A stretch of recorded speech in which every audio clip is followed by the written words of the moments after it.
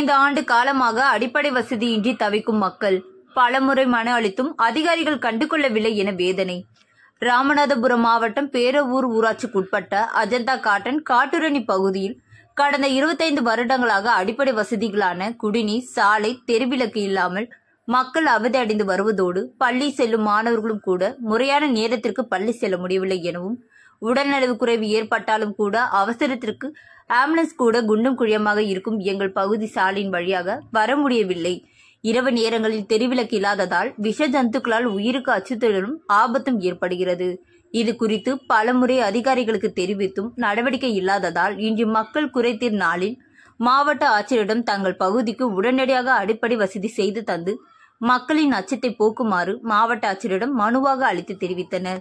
மேலும் அந்த பகுதி மக்கள் அடைந்து வரும் இன்னல்கள் குறித்தும் செய்தியாளர்கள் சந்திப்பில் தெரிவித்தனர். காட்டுவணியில் இருக்கோம். அந்த ரோடு பார்த்தீங்கன்னா ஸ்கூல் டேஸில் போகும்போது மழை பெய்ஞ்சிச்சுன்னா தண்ணி வாரி விட்டுது, கீழே எல்லாரும் விழுகுறாங்க. அதனால அந்த ரோடை சரி பண்ணுங்க. கரண்ட்னா கொஞ்சம் இதாக தான் இருக்கு. ஒவ்வொரு நாளும் கரெக்டான டைமிங் ஸ்கூல் போக முடியுதா? போக முடியாது, ரொம்ப கஷ்டமாக இருக்கு.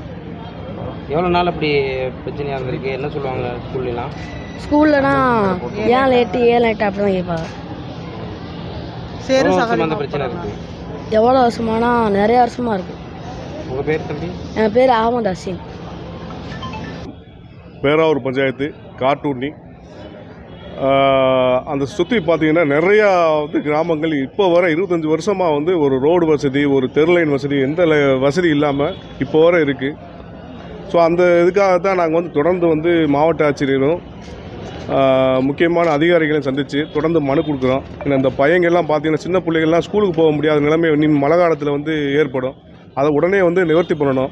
மாவட்ட ஆட்சியர் உடனே தீர்க்கிற மாதிரி பிடிஓக்கு மனுவை ட்ரான்ஸ்ஃபர் பண்ணியிருக்காங்க. 25 வருட அடிப்படை வசதி இல்லாமல் பார்த்தீங்கன்னா அந்த பேப்பர் வச்சுருக்கீங்களா, அந்த ஃபோட்டோ வச்சுருக்கீங்களா, 25 வருஷம் அடிப்படை வசதி இல்லாமல் ஒரு தெருவே பார்த்தீங்கன்னா ஒரு மண்ணில் சகதியும் சேருமா பாம்பும் பூச்சியும் இருக்கிற மாதிரி ஏரியா இருக்குது. இவ்வளோ வருஷமாச்சு. இந்த ஏரியாவெல்லாம் மாநகராட்சியாக மாற்றுறாங்க. ஒரு நகராட்சி கூட அடிப்படை வசதி இல்லாத இடத்துல மாநகராட்சியாக மாற்றுறாங்க. இதுக்கு முன்னாடி ரோடும் தெரு வசதி ஏற்படுத்துனாங்கன்னா கொஞ்சம் நல்லாயிருக்கும். இது போல் உள்ள பக்கத்தில் நிறைய கிராமங்கள் இருக்குது, ரோடு வசதி தெரு வசதி இல்லாமல். ஒவ்வொன்றா எங்கள் முயற்சியில் ஒவ்வொன்றா பண்ணிட்டு வரோம். அதன் அடிப்படையில் காட்டுவரணியில் பேராவூர் பஞ்சாயத்து அச்சந்தான் காடில் ஒரு 2 ஏரியா இருக்குது.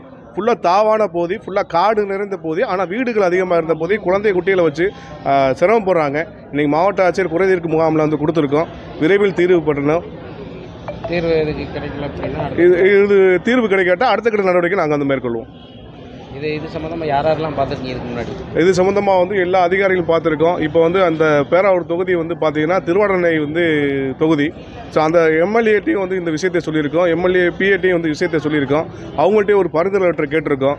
அதன் மூலியமாக துணை ஆட்சியர் சந்திச்சு ஏதாவது சிசி ரோடாவது ஏதாவது சிமெண்ட் ரோடாவது போடுறதுக்கு ஏற்பாடு செய்ய நம்ம கேட்டிருக்கோம். அதுவும் அடுத்த கட்ட நடவடிக்கையாக நாங்கள் செய்ய இருக்கிறோம். பேர் சார்? என் பேர் முகமது